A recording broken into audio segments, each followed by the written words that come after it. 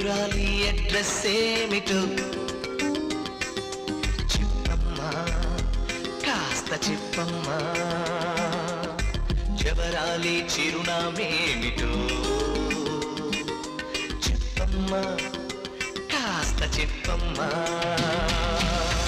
ఆమె సిగను విరిసే మళ్ళీ ఆమె నుంచి వీచే గాలి, ఆమె నిదురపోయే వేళ జోలపాడు పిల్లి.